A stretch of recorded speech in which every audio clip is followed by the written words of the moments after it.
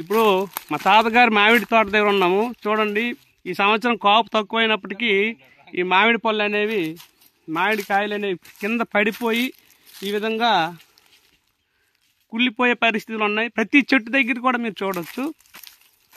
చూపిస్తే ఇంక మరో చెట్టు దగ్గర ఇగో ఈ చెట్టు చూద్దాం. చూడండి, చెట్టుకైతే ఉన్నాయి కానీ కింద పడిపోయి ఇగో ఈ విధంగా కుళ్ళిపోయినాయి. ఈ పండు ఒకసారి చూద్దాం. చూడండి, మంచి పండు. ఇలాంటివన్నీ కింద పడిపోయి కుళ్ళిపోవడమే. తింటాం, ఇది బాగుంది. చూడండి, చూడు అక్కడ ఉన్నాయి ఫ్రూట్స్ ఉన్నాయి, తీయండి. అల్లగు కానీ చాలా టేస్ట్ ఉంటాయి. కానీ ఏం చేస్తాం, ఏం చేయడానికి లేదు. మొత్తం చాలా దూరం కాబట్టి, మా ఊరికి చాలా దూరం ఉంది కాబట్టి ఇవి ఇలాగే పోతున్నాయి, పాడైపోతున్నాయి.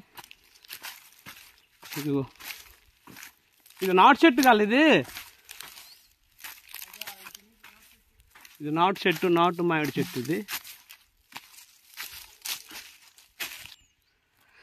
మనకు కనిపిస్తున్న కొండ పేరు ఊరగొండ అంటాము. ఈ పొలాలన్నింటికి కూడా ఈ ఊరగొండ గుడ్డిలు అంటారు ఇక్కడ. ఇదిగోండి, ఇది మా మామిడి చెట్టు. ఇది అలాగే మా జీడి తోట కూడా మీకు చూపిస్తా. ఇదంతా మా పొలమే. ఒకసారి చూడడం కోసం వచ్చాము.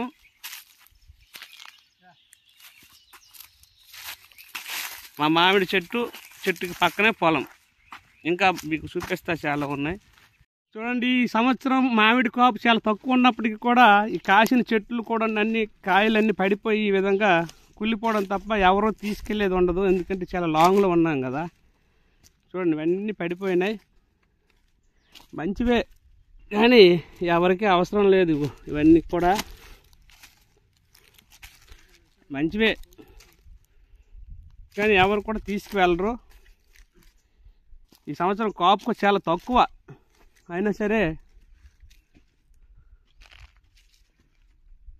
కింద పడిపోయి అలా పోవడమే. మామిడికాయలు కింద పడిపోయి ఇగో ఈ విధంగా అనవసరంగా పోవడమే. ఇలా కుళ్ళిపోవడం తప్ప ఎవరు తీసుకెళ్ళేది ఉండడం లేదు.